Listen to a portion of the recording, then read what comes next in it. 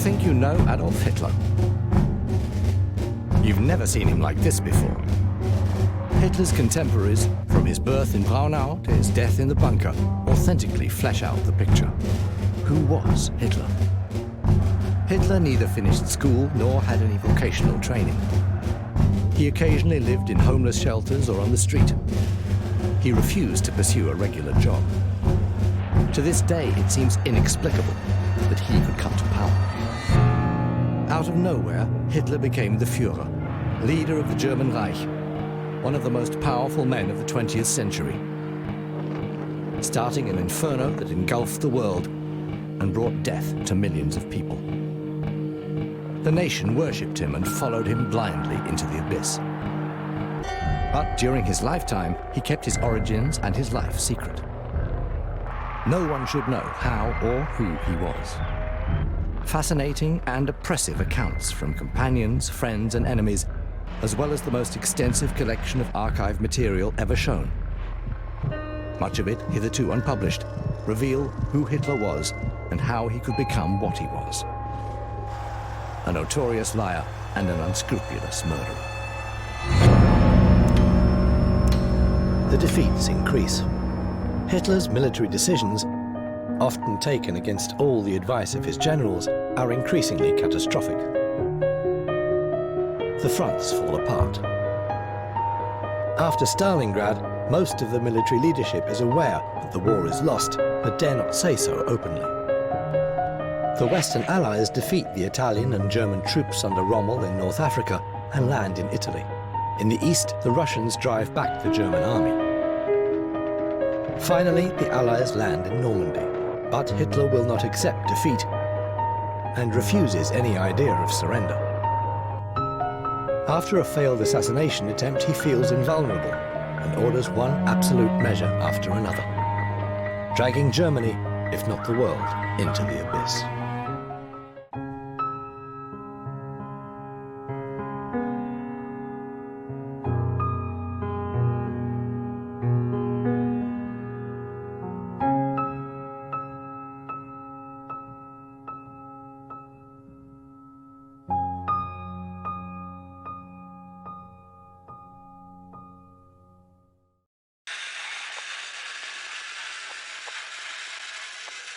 The muffled drum beats of Beethoven's Fifth Symphony, the interval signal of the BBC listened to by half Berlin, Hier ist England. accompanied the gradual England. looming defeat. Hier ist England.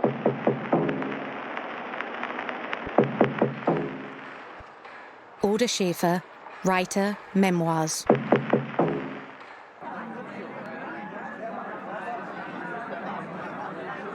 For all capable minds, the Stalingrad catastrophe marked the beginning of the end. Bernd Freitag von Loringhoven, captain.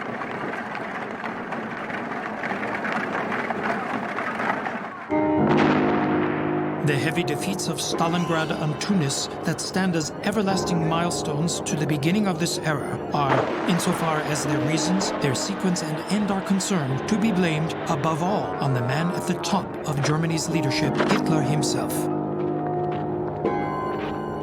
Walter Wallemont, Deputy Chief, Supreme Command of the Wehrmacht. Dubovka, February the 5th, 1943. Interrogation of prisoner of war Ernst Eichhorn, Regensburg. Captain of the 9th Company, 24th Tank Regiment, 24th Tank Division. A second front in Europe is impossible. The best German troops stand ready in northern France. Besides, the coastline is heavily fortified. Germany has enough reserves of men and materials. It will be able to fight for as long as necessary. Up until 1940, Hitler looked younger than he was in reality. After that, however, he aged rather quickly. Up to 1943, he looked his age outwardly. Later, his rapid physical deterioration was obvious. Professor Dr. Hans Karl von Hasselbach, Deputy Attendant Doctor to Adolf Hitler. I know that many people perceived Hitler as changed after Stalingrad. I wasn't one of them. Rohushmish SS Bodyguard Regiment. I was also overcome by concern and doubt after Stalingrad. But every time I spoke to Adolf Hitler, the worry and doubt fell away, thanks to the extraordinary fascination and radiance of his personality. Hermann Giesler, Hitler's architect. Diary, February the 19th, 1943. To justify total warfare, Reichsminister Dr. Goebbels was let loose on the public at the Berlin Sportpalast on February the 18th, 1943. Friedrich Kellner, court employee, Laubach, Hesse.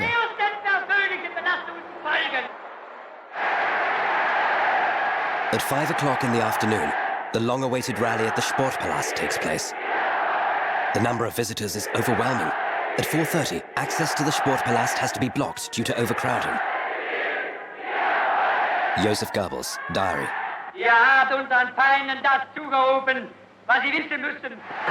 It was one of those party-organized rallies with patriotic intellectuals and actors among the tame audience, whose positive reactions were meant to impress the common folk via the film cameras of the weekly newsreels. Albert Speer, Reich Minister of Armaments and War Production. Engländer behaupten, das deutsche Volk wehrt sich gegen die totalen Kriegsmaßnahmen der Regierung. Es will nicht den totalen Krieg, sagen die Engländer, sondern die Kapitulation.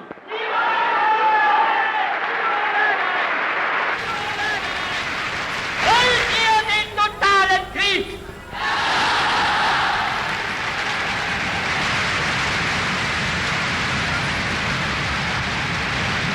Wollt ihr ihn, wenn nötig, totaler und radikaler, als wir ihn uns überhaupt erst vorstellen können?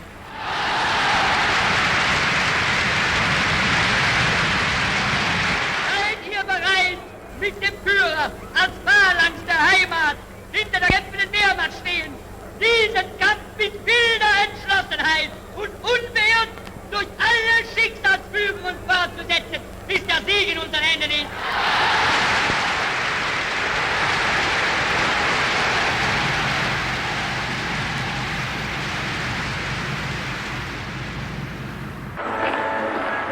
Diary, February the 21st, 1943.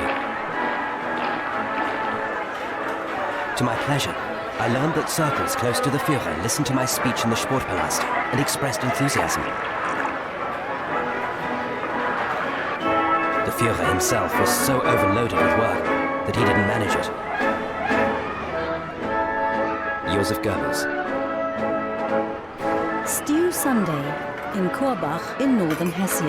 Since 1933, the NSDAP has propagated a regular, simple meal in families every other Sunday from October to March. The housekeeping money saved is collected by the party as a donate to the Winter Relief Organization. The collective sacrifice is also designed to save food reserves. Above all, for nearly 80 million people in the Greater German Reich, Stew Sunday is a forced commitment to the national community. After the proclamation of total war in 1943, the NSDAP registers the highest level of membership, 7.7 million. Total war transformed me too into a soldier. I now wore the ice blue officer's uniform. There were 40 pilots, among them 5 women. Beate Use, pilot.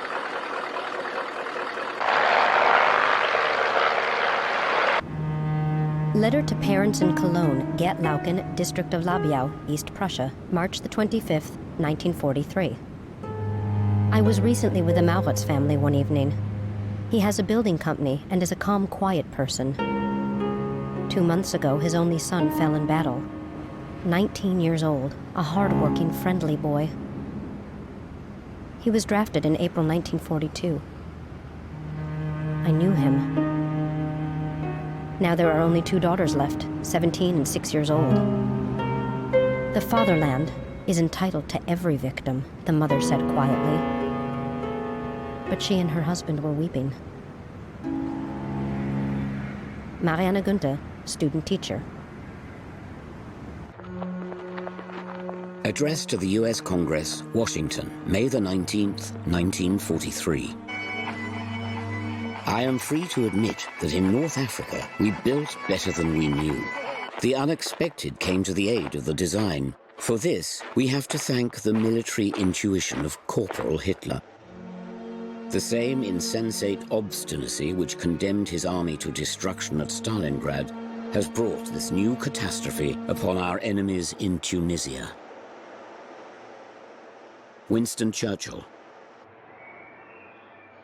The death of a human being didn't bother him at all. He saw people as the links in a long chain, and he considered the first link to be himself.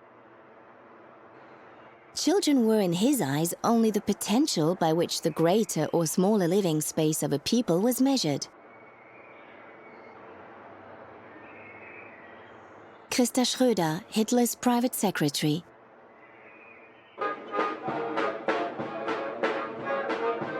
The soldiers that I met were not followers of Hitler and only served the Führer unwillingly, but all approved of war as an indispensable phenomenon of life. The war is the ultimate exertion that you cannot dodge. This picture was deeply ingrained in them. Wilma Sturm, journalist and writer.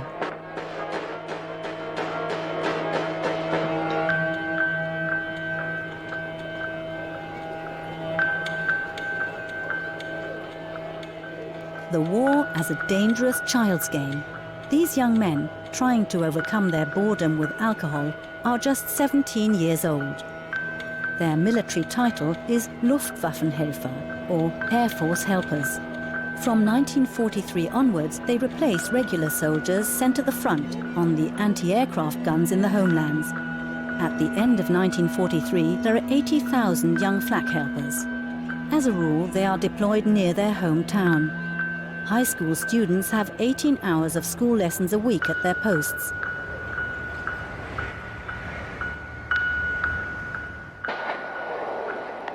Diary, Monday, July the 26th, 1943.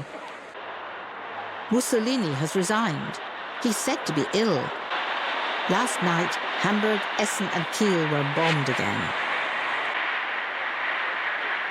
Henrietta Schneider, housekeeper, East Prussia.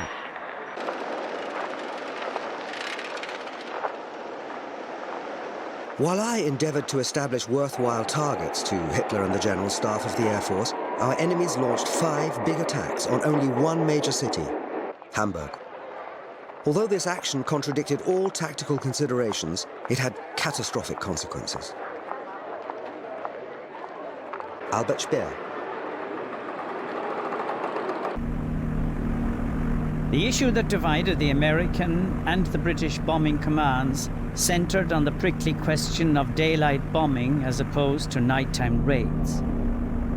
The Army Air Forces were convinced not only that higher-level, skillfully executed daylight raids could work, but that night bombing with its notorious imprecision would prevent a catastrophic waste of material and energy.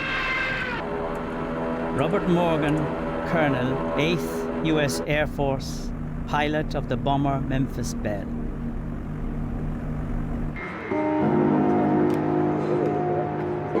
We had known the main answer to the German defences for a long time. Strips of metallized paper were dropped for the first time on the night of July 24th, 25th, and the target was Hamburg. Like other coastal targets, Hamburg was particularly easy to identify by H2S radar, as the outline of water gave us a clear response on the H2S screen. Some 700 aircraft attacked, and the weather was in every way favourable. Arthur Harris, Marshal of the Royal Air Force, Bomber Command. Diary of fighter pilot Hans Ardennes, born 1921, killed in action February the 21st, 1944. That first night of terror on July the 25th will remain unforgettable for us and the majority of all Hamburg residents. Personally, I'm glad that I experienced it all. As a soldier, it led to an ultimate, resolute hatred of our enemy.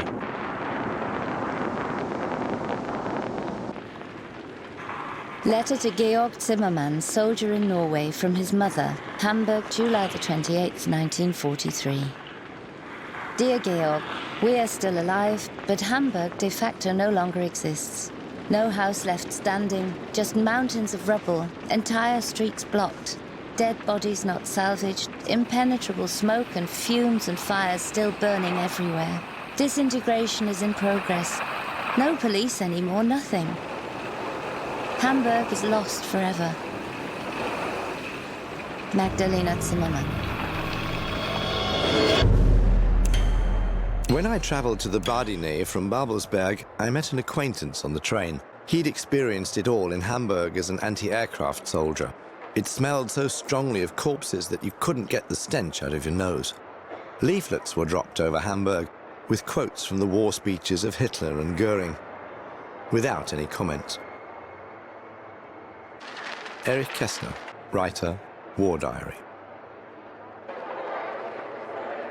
Hamburg, July the 30th, 1943. My Hannele, words can't express what we are going through here.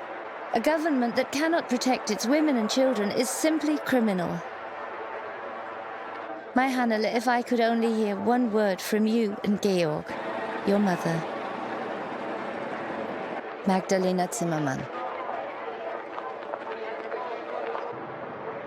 When he travelled to Bavaria to the Berghof, or the Führer headquarters, then he went by train and at night with blacked out windows, so that he wasn't faced with the devastation from the bombing raids.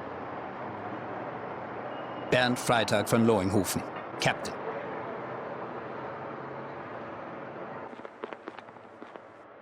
During the entire war, Adolf Hitler never once visited a bombed city. Albert Speer. The toll on those who flew was horrific. 2 out of every 3 boys who flew missions were killed. And by boy, I'm talking about an average age of 20. The 8th Air Force had more casualties in World War II than the Marine Corps and the Navy combined. Robert Morgan.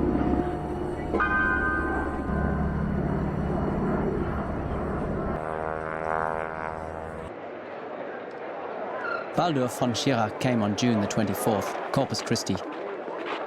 He had a long and detailed conversation with Hitler, the contents of which I learned from Hitler the next evening. Schirach said unequivocally to Hitler that the war must be stopped somehow. Hitler said to him, "What is he thinking? He knows as well as I that there's no way out now, unless I put a bullet through my head." That was their last meeting. Niklaus von Below, Colonel, Luftwaffe Adjutant to Adolf Hitler.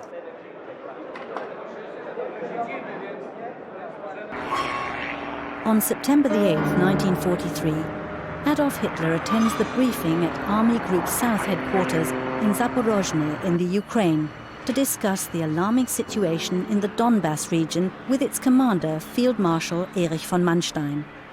In July, with German armoured divisions suffering major losses, the offensive against the protruding Soviet front at Kursk fails.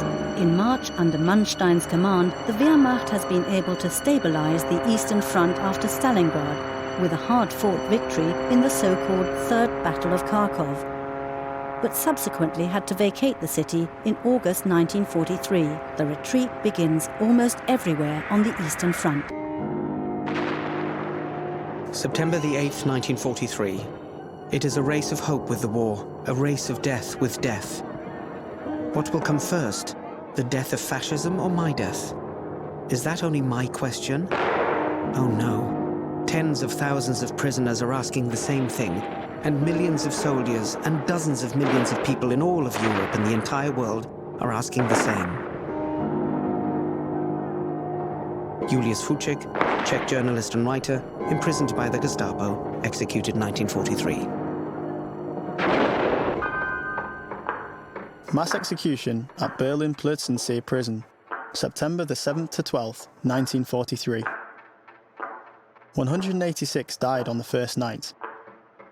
The men went to the gallows without shirts, their jackets thrown loosely over their shoulders, hands tied behind their backs, clattering wooden clogs on their feet.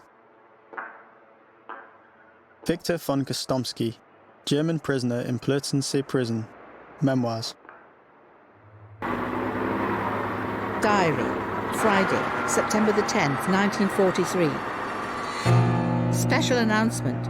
We have occupied Italy, encountered only little opposition. The army is being disarmed. Henriette Schneider. Dr. Theo Morell, Adolf Hitler's personal physician. Diary, September the 23rd, 1943. 8:15 p.m. Examination after dinner. Strong flatulence, spasms from agitation. Stomach shows increased fat formation. Prescribed a diet. He admired Morell and his art and was, in a sense, dependent on him and his medication. Albert Speer. New Year's Proclamation, 1944. The year 1944 will make hard and heavy demands on all Germans. The monstrous events of the war will come closer to crisis this year. We are fully confident that we will endure. Adolf Hitler. Die Feuerzangenbowle, the Punch Bowl, premiered in 2 Berlin cinemas simultaneously. The previous night, 1,077 English planes had dropped 3,715 tons of bombs on Berlin. Heinz Rühmann, actor and director. Diary, Monday, February the 7th, 1944. In the East, the terrible war rages on. Henriette Schneider. Edgar Kupfer-Kobowitz, prisoner in concentration camp Dachau, April the 20th, 1944. Today is Hitler's birthday. It struck me that of 10 houses, only maybe 8 of them had flags flying, so people are growing weary. But it was still more amazing to see that even in the SS housing estate, only a few flags were flying.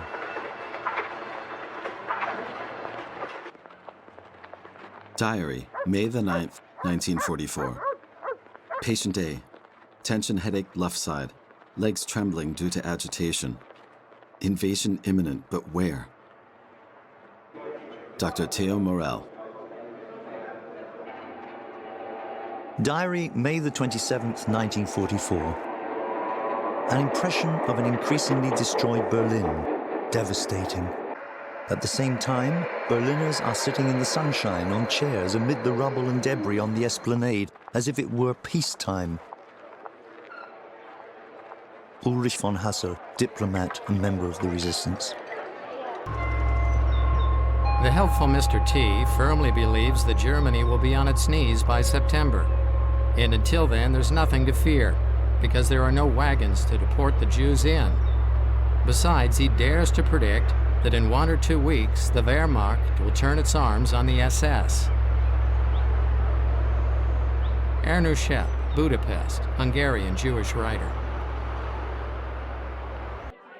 On June the 3rd, 1944, Eva Braun's sister Gretel married SS Section Commander Hermann Fegelein. They celebrated on the Obersalzberg. Fegelein had been a liaison officer in the Waffen-SS since the beginning of the year. He had fought, as one heard, extremely well at the front. Above all, however, Fegelein was a smoothie whom women fell for in droves. Eva set him up with her younger sister Gretel. Rohush Misch, member of Hitler's military escort. Several hours after the marriage of Hitler and Eva Braun, on April the 29th, 1945, a ceremony that makes Hermann Fegelein Hitler's brother-in-law, Hitler has him court-martialed for desertion and shot.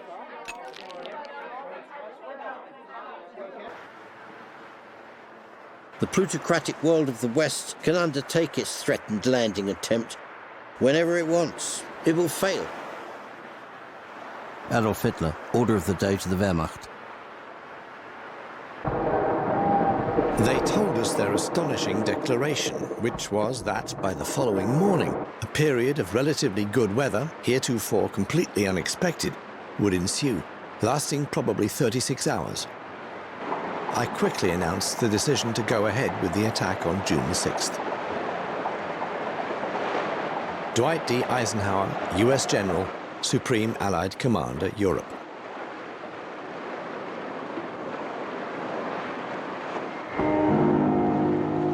Hitler was told of the landing on the morning of June the 6th. He expressed relief when he received the first report and said now it would be possible to beat the enemy.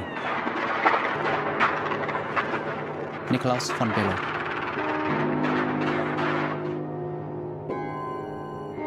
The conviction of the Germans that we would not attack in the weather then prevailing was a definite factor in the degree of surprise we achieved. In the Omaha sector, an alert enemy division, the 352nd, which prisoners stated had been in the area on maneuvers and defense exercises, accounted for some of the intensive fighting in that locality. Dwight D. Eisenhower.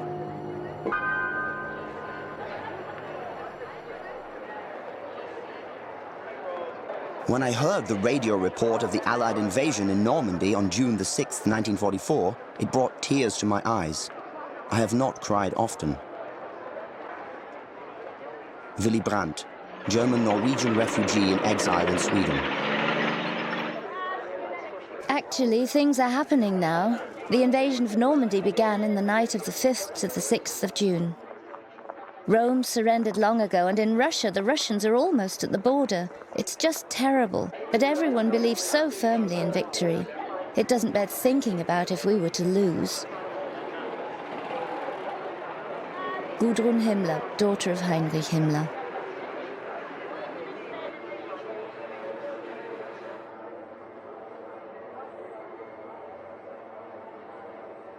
Until the end, he had a firm grip on everything, despite his poor health. What waves of faint-heartedness would have spread if he had lost his composure just once?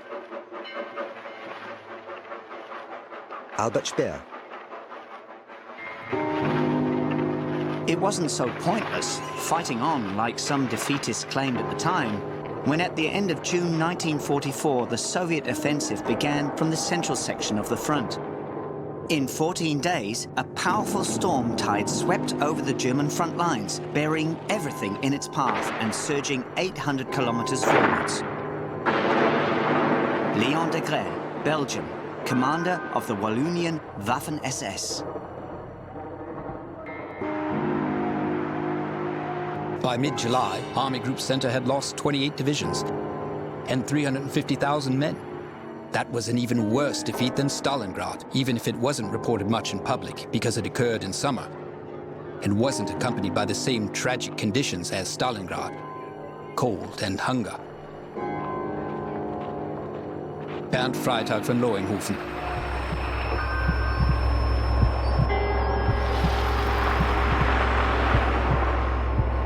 The Führer then referred to assassination attempts against him and recounted by what good fortune he had escaped certain death. That he had not fallen victim to the bomb attack in the Bürgerbräu Keller on November the 9th, 1939, was only due to the fact that at the last minute his aircraft could not take off due to bad weather, and he thus had to leave earlier on his special train. Werner Körpen, Adjutant to Reich Minister Alfred Rosenberg. Minutes of recollected table talk at the Wolfschanze Führer headquarters.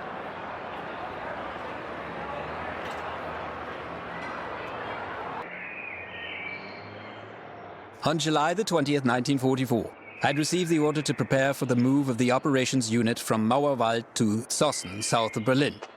It was a hot East Prussian summer's day. Mauerwald was located just 20 kilometers away from the Wolfschanze, where Stauffenberg's bomb exploded around 12:45 p.m.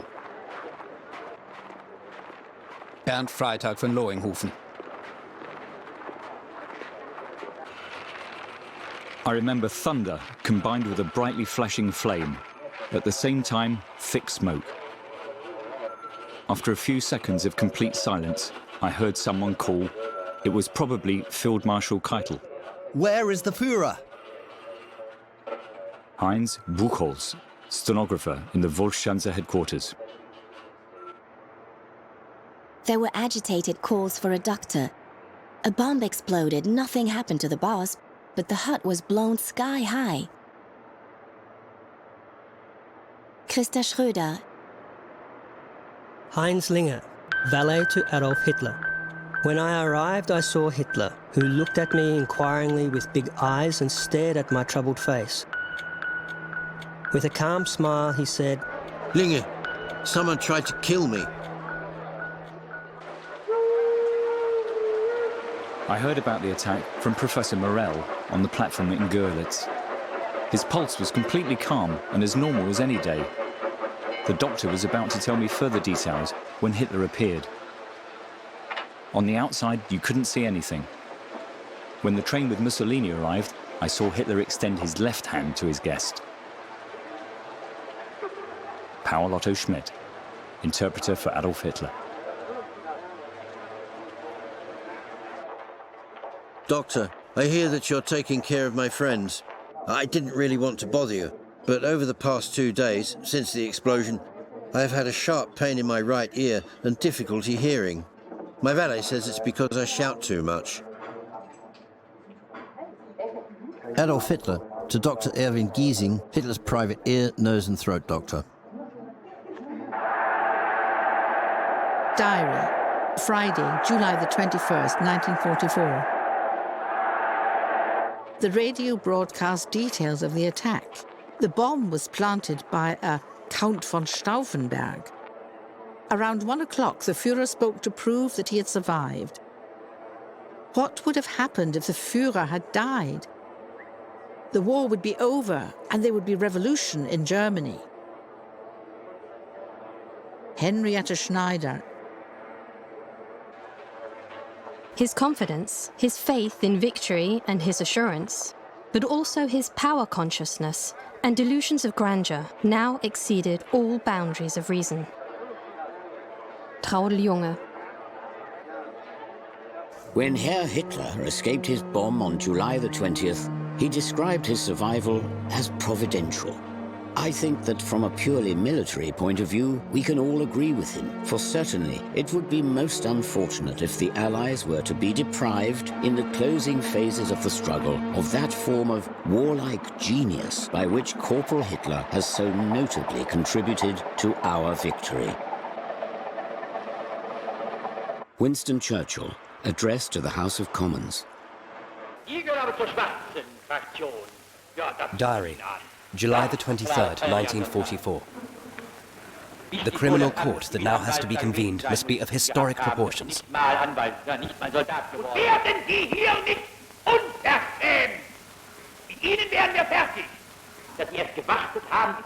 Those with an ambiguous attitude have also earned the death penalty.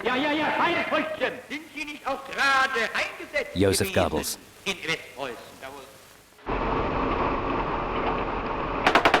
Diary, July the 25th, 1944. The enemy is already in Paris. Henrietta Schneider, refugee, lodging in Lesnica, East Prussia. In the month of August 1944, the defeat of Germany was within reach. Nothing would be able to prevent it any longer. But it would not be our victory like in the year 1918, the victory of France at the height of its power, that marched at the front of the Allied nations. Paul Stellin, Major of the Free French Forces. We heard about German defeats at the front, and that Germans were giving up their homes and heading off back to the Reich with their worldly possessions. This filled us with satisfaction and was a joy for our oppressed spirits. Paia Wapner-Levin, Jew from Vilnius, Stutthof concentration camp, West Prussia.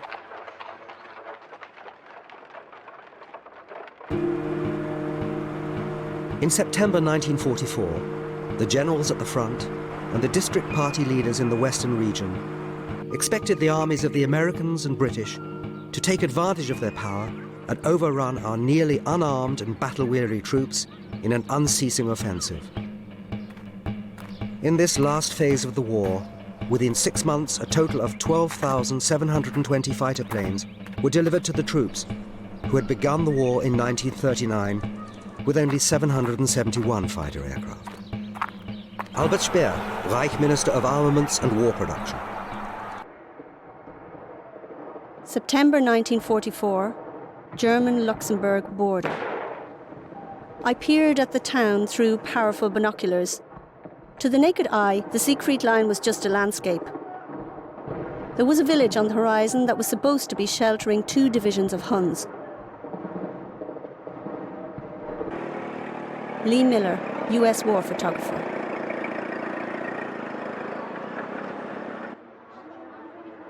Ernest Hemingway, writer and war correspondent. Letter to Mary Welch, Hemmeres, Germany, September the 13th, 1944. Yesterday we came into the new Indian country after a fine wild day of hunting and shooting and settled down in a deserted farmhouse for the night. It was a fine day following tank tracks through the woods. Have had the place all cleaned up. I wish the people would come back and take care for the dog. They only had 2 books, one on wild beasts of Germany, a nice book, and one on the Olympic Games in Berlin in 1936. Have read them both. Personal War Diary, October the 7th, 1944. Morning briefing. Beginning of the attack on East Prussia and Budapest. Long discussion with Goering. Station 12 heavy anti-aircraft batteries immediately to protect the Führer's headquarters. Werner Kreipe, General of the Aviators, Chief of Staff, Luftwaffe. Königsberg, October the 18th, 1944. Speech on radio. Every block of flats in every town, every village, every farm, every forest is being defended by men, boys, and old men, and, when necessary, by women and girls.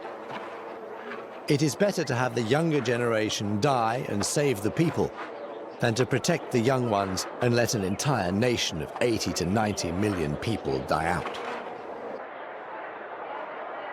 Heinrich Himmler. Personal War Diary, October the 22nd, 1944. Fog, situation in East Prussia unchanged. Keitel for relocating to Berlin, Hitler against it. Werner Kreipe.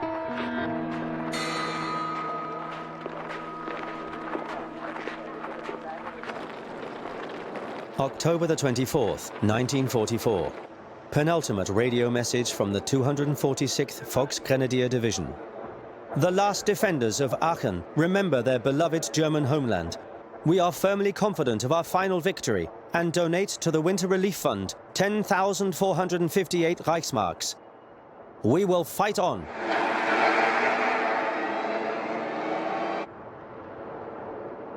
October the 24th, 1944. Last radio message. After a bitter struggle from house to house, man to man, the battle group Aachen has fired its last ammunition and used up its water and food supplies. The remainder of the defenders of the German Kaiserstadt are in close combat around the command post. Beforehand, a final farewell in unshakable belief in the victory of our beloved German homeland. Long live the Führer. Gerhard Wilk, Colonel, Combat Commander of Aachen. Diary, Friday, October the 20th, 1944. The Russians are in Eidkau. Around 5 o'clock, there was a report on the radio about heavy fighting between Rominter Heath and Ebenrode. One still has hope. Henrietta Schneider.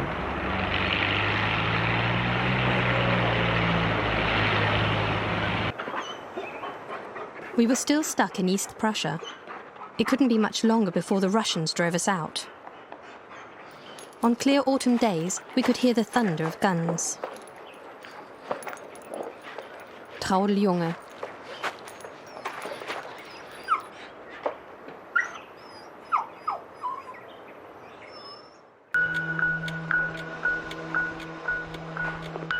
On October the 12th, 1944, when the military situation in the West had consolidated again and there was new talk about a front, Hitler took me aside and explained that he would pull all available forces together and launch a major offensive in the West.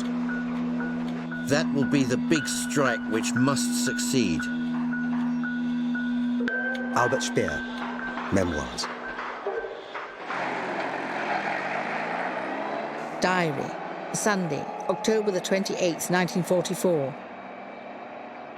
We listened to Goebbels last night. He spoke openly about the situation, which is not hopeless. Our room is warm. Henrietta Schneider.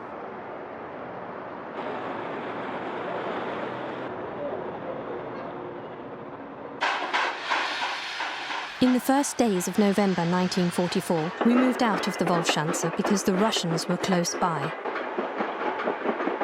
Traudel Junge. In the autumn of 1944, Freudenstadt in the Black Forest is to all intents and purposes still an idyll. In this amateur film, the absence of men under 45 reveals that here too they have all been drafted. Less than 100 kilometers away, beyond the ridges of the Black Forest and the Rhine, American and Free French troops advance. Soviet forces have reached northeastern East Prussia, and the Americans have been at Aachen, on the Saar and the Sauer, on the territory of the old German Reich since September. During the conquest of Freudenstadt by the 1st French Army on April the 15th and 16th, 1945, 95% of the little town will be destroyed.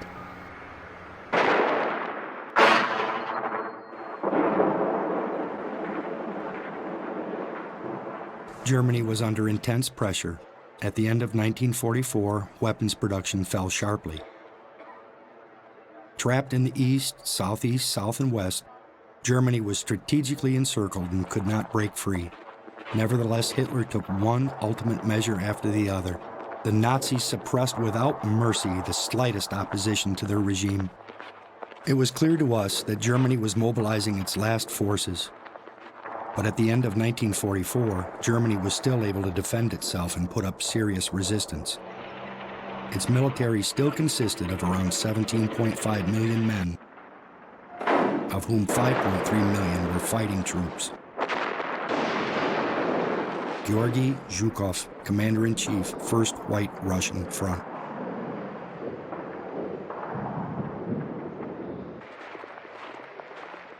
At just 19 years old, Walter was also killed in action. I was sitting on the roof of our house that had been damaged in another bombing when I saw the postman bring the death notice. My aunt called through the house, "Walter has fallen."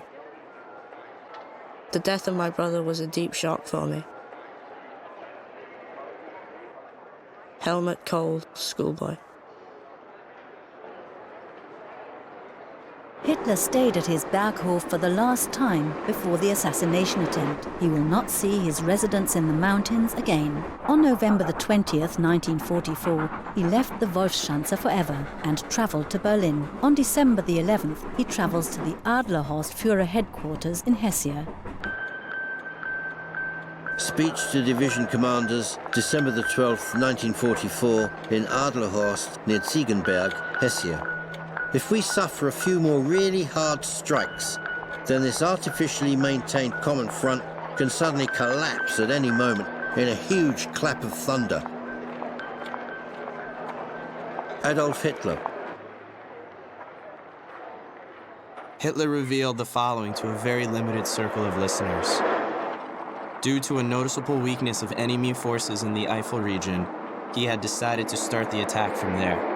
The target had to be Antwerp. Siegfried Westphal, Major General, Chief of Staff to the Commander-in-Chief West.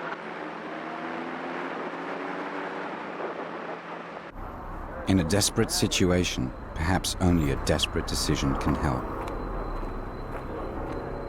Alfred Jodl, Chief of the Operations Staff of the Armed Forces, I command. On December the 16th, 1944, General Bradley came to my headquarters to discuss ways and means of overcoming our acute shortages in infantry replacements. Just as he entered my office, a staff officer came in to report slight penetrations of our line. It was through this same region that the Germans launched their Great Attack of 1940. Dwight D. Eisenhower.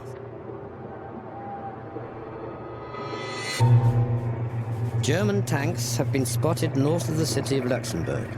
Rundstedt has ordered the tanks to advance through the Ardennes in nearly the same place as the Germans penetrated in May 1940. They're heading in the same direction again, to the Channel coastline towards Antwerp, in order to stop the Allies using the port through which their main supplies come. Stefan Heim, Corporal of the US Army, writer.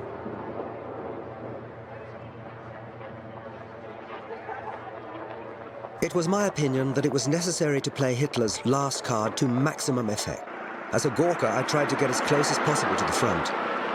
The troops pushing forward were in a good mood because low-hanging clouds prevented any aerial activity. I was worried that the weather would brighten up. Albert Speer, Memoirs. As long as the weather kept our planes on the ground, it would be an ally of the enemy worth many additional days. Dwight D. Eisenhower. A report of the Supreme Command of the Wehrmacht, December the 18th, 1944. At 5:30 a.m. on December the 16th, German forces started to attack in strength along a broad front from the Siegfried Line and overran in the first advance the front line positions between Hohenfels and the northern part of Luxembourg. The German attack quickly gained the popular name Battle of the Bulge because of the rapid initial progress made by the heavy assault against our weakly held line, with the resulting penetration into our front that reached a maximum depth of some 50 miles. Dwight D. Eisenhower. December the 19th, 1944. The weather was so bad that I directed all army chaplains to pray for dry weather. I also published a prayer and sent it to all members of the command. George S. Patton, Jr., Commander of the 3rd U.S. Army.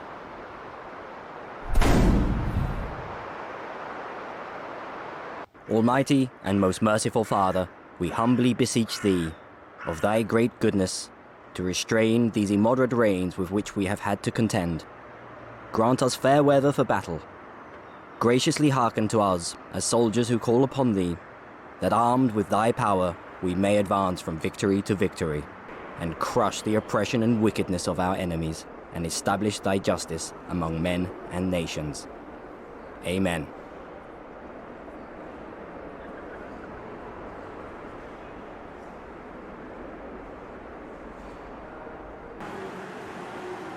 The offensive undertaken between Echternach and Malmedy, consisting of 24 divisions, including 10 tank divisions, almost reached the Maas River around December the 25th. There's a danger that the Germans will overrun the front in Holland from the back, via Namur and Liège. Charles de Gaulle, Memoirs.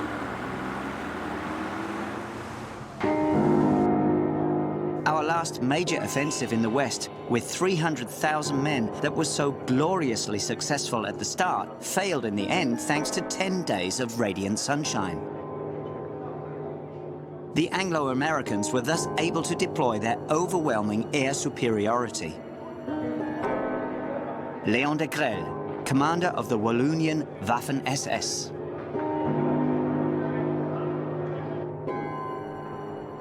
The Allies had expected to reach the River Rhine by Christmas at the latest. The Ardennes offensive prevented that. But how many men lost their lives due to this senseless delay? Walter Roland, industrialist, Commissioner for Tank Production in Ministry of Armaments and War Production.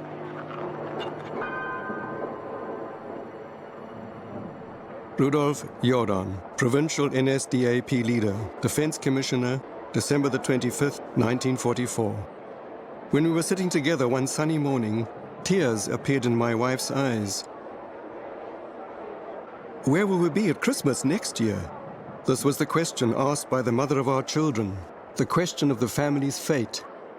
This question would be asked in the house of the provincial leader and everywhere else in Germany. I was frightened because I felt that the answer was no longer convincing. But I had to remain the same person, Hitler's deputy, the spokesman of German hope until the end. I know today that it was the belief in a miracle.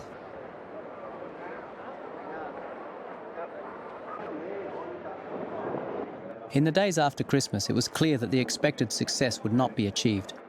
At the end of the year, the offensive had to be seen as a failure. Nicholas von Below. Adolf Hitler, at the end of December 1944, to his adjutant Nicholas von Below. I know the war is lost. Their superiority is too great. I will prefer to put a bullet in my head now. We will never capitulate, never.